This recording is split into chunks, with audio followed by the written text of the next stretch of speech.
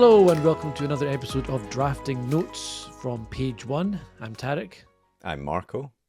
And we are chatting about a variety of topics on this show. Each show is a short bite-sized episode where we chat about one topic in particular. And this week, Mark and I are going to have a discussion about writing different genres, writing to market, how that works, the do's and don'ts that we've experienced, and what our guests have told us over the 200 plus episodes of Page One. So, Marco, writing to market, your thoughts go.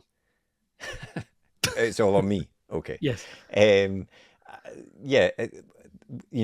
common rule is don't write to market. Don't chase that thing, that shiny new thing, because publishing and writing, writing takes long enough, and then the publishing industry itself is so slow that it can be very difficult to actually catch that shiny new thing that you've seen. So, say it takes you even 3 months to write a book. That's pretty fast. 3 months to write a book. Probably even if you have an agent, another 3 months at least to sell it. So that's 6 months. And then if you sell it, the book's probably not coming out for a year and a half, maybe 2 years at that point. So by the time it's actually coming out, whatever you were writing about may not be in fashion anymore. So I do understand the advice of don't write to market, because you definitely can miss the zeitgeist of whatever is there. But at the same time, I think it is important at the same time to look at trends. This is all, I should say, if you are wanting to be a commercial author, if you're wanting to be someone that is about selling books and all that sort of stuff, and it's perfectly fine to write stuff where you're not aiming to do that. That's absolutely fine. Don't write to market. Write the thing that you want to write. But if you've got a commercial eye on it, then I think you always have to have some eye on the market, while also being aware that the market will change. So don't be too hyper specific. We had Barnaby Walter on recently, and his advice was you can write to market, but don't be hyper specific about that market. So if it's a specific tiny aspect of crime or something like that it might only be there for a year or so, then maybe don't do that. But if you're wanting to write a psychological thriller, then it's unlikely psychological thrillers are going to disappear. But I don't know, what are your thoughts on I think you encapsulated a lot of them very well. I think the big difference and distinction is definitely between chasing a momentary flash in the pan trend, like the deluge. What's the word? I don't know what you're trying to say. You get like a flood of stuff happening. Deluge. Deluge. Where did that come from? That's brilliant. Have you been saying that in your head every time you see it? I think I maybe have been. When there was that flood of vampire books following Twilight, that kind of like classic example of a massive book comes out, reshapes the market around it, becomes this whole genre in its own, and everyone jumps on that bandwagon. And as you say, it takes 2-3 years from writing a book to seeing it on a shelf, by which point the trend almost certainly is probably over, if not dying out. So there's a difference between that, and I think between chasing the market and knowing the market, and knowing where your book would sit on a shelf. Where does it fit in that market? And and there's certain kind of evergreen genres, I think, where, as you say, psychological thrillers is one. General sci-fi, general types of fantasy or horror. Those types of things. There's always going to be some kind of market. I'm sure certain years, certain genres will be bigger than others, but there'll always be a demand for those types of general books. And the more you drill in, as Barnaby says, the more specific you become, whether it becomes something even like romantasy, which is still a kind of subgenre, I guess, of fantasy. And that certainly is having its moment. How long that will last for, it won't last forever. It might last for another 6 months, might be another 2 years, but there will become a point when romantasy does seem to ebb away. And so but even to me, romantasy is, I think you're right, but romantasy is quite a wide category as well. And I guess it's that, isn't it? It's the wider categories are unlikely to disappear. Yes. And you get different types of romantasy. Yeah, it's bigger than just vampire books. You've got your very, very smutty romantasy, and you've got your slightly spicy romantasy books, if you like. There's a scale there. and maybe one end of that will go out of fashion, but there's always likely to be an appeal Yes, generally for fantasy books with romance in them. yeah. That's I suppose probably going to be a thing. I think that's probably right, and I think it's the same with something like cozy crime, I suppose, which is a Yeah, kind of, I guess, a subgenre of crime, but where you've still got a dead body, but there's no blood and gore, and it's more about the kind of the situation and the humor and the characters and that kind of, I always find cozy crime quite weird because you've still got a dead body and murder, but it's somehow cozy. But I yeah, know, that, but it's you can veer off this conversation into what is genre, and it really a lot of the times all genre is a marketing package that publishers have yeah, decided to wrap yeah, things up that's in, a good point. and cozy crime again there's a huge scale of the different types Oh of yeah, books that yeah, get categorized as yeah, cozy crime. And there's a certain type, obviously, at the moment. Richard Osman obviously leads the way yeah. in It's a that, prime example, and isn't it? Yeah, everyone is trying to copy that, even in the covers and things like that. That's what they yeah, try and do. But the stories themselves can vary quite a bit. So, going back to the original question, should you chase the market? No, you shouldn't chase the market, but you should definitely know the market. It's very yeah. important to know the market and know, you know, is this book that I'm writing have any chance of being sold widely? And if not, Yeah, do I still want to write it? Fine if you do, but just bear that in mind. And obviously, if you've got an agent or someone like that that's in the industry, then you can have that discussion, and that's always really helpful. But if you don't, if you're on the outside, if you're trying to break in, it can be tricky. Even big genres can ebb and flow in terms of their oh appeal. yeah, yeah, And I've written a historical fiction. At the moment, over the years, I've written many things, but the thing that I'm trying to write at the moment is historical fiction. But funnily yeah, enough, we were speaking to some guests yeah, in an as yet to be unreleased episode last night, and they had all written historical fiction, but they interestingly had all moved away from historical fiction for their next books. Some of that was just because they wanted to try something new, but also there definitely was a feeling that historical fiction at the moment perhaps isn't where publishers want to take risks. So, yeah, that can be frustrating.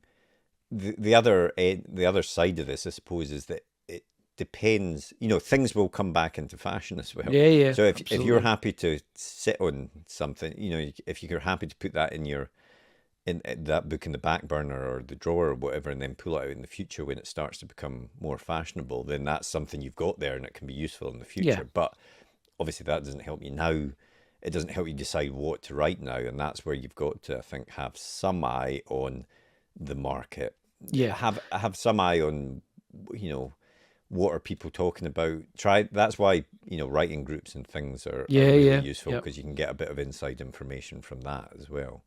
And I think part of knowing the market is knowing how your book would be marketed and Yes. and how publishers look at your book. And I think it's as you said at the start, Marco, if you're a commercial writer who's looking to sell copies to make money as a part of your job, then I think you have even more reason to know, like, how is this book going to be marketed? What should I write that is going to be a simple package for the publisher to take and to brand and to sell, and they'll know what shelf it will sit on, what comparable titles it will be next to. The easier you make it, I suppose, for your publisher to sell your book, the more likely it is to be picked up, to be sold, to do well, and that is the commercial side of writing books. And there's nothing wrong with that.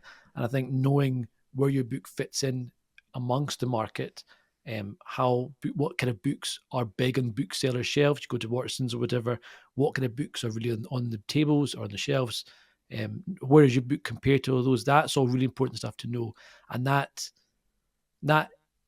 you can have one eye on that while still giving yourself, I think, creative freedom to write something that's not doesn't feel like you're writing by committee or you're writing purely to satisfy that market. You can Yeah. still write a crime book, I think you've always keep it got to, similar. yeah, you've always got to write, or maybe some people can make a success out of purely being cynical and saying, right, I'm going to chase that trend, I'm going to write it quickly enough, and I'm going to get I it guess if you're published. self-pubbed, I suppose maybe when you're putting things out, Yeah, that's true. 6 months quick. It's a really quick turnaround. Maybe You do it have more is different, perhaps. control over it there. But I think what's important is that it has to be an authentic story that you're trying to tell, Yeah, because readers, or even before that, agents and editors are going to be able to sense where there's that it's not real, it's not genuine yeah, what you're trying to yeah, write. You're trying to yeah. Agree. obviously chase a trend, and then it becomes, I don't know, it's not even that interesting to read when it's like that, I think, No, most I of the time. agree. I think that's exactly. I think if I had to encapsulate my thoughts on this topic, it would be, know your genre. So know the genre that you want to write in, and read widely in that genre, and then and then look at the market. Where would your book sit? How can you package your book in a way that's most appealing to publishers to sit in a bookshelf, to sit comparable titles in a bookshop, all that kind of stuff, and then write it with that all of that in mind, while still giving yourself space to write the book you want to write that excites you. Because as you say, if it's boring, if it's cynical, it's not going to work out properly. So yeah, so write the book you want to write, but just keep an eye and one mind on where it would sit in the market and what comparable titles you would have to. I think.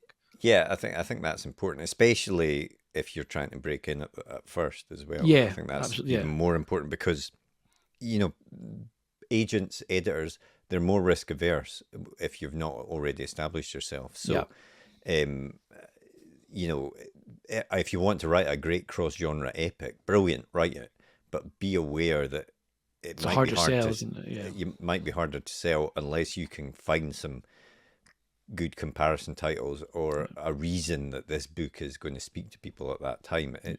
It's definitely more difficult, and we've had yeah, plenty of guests on the podcast who have written sort of cross genre stuff.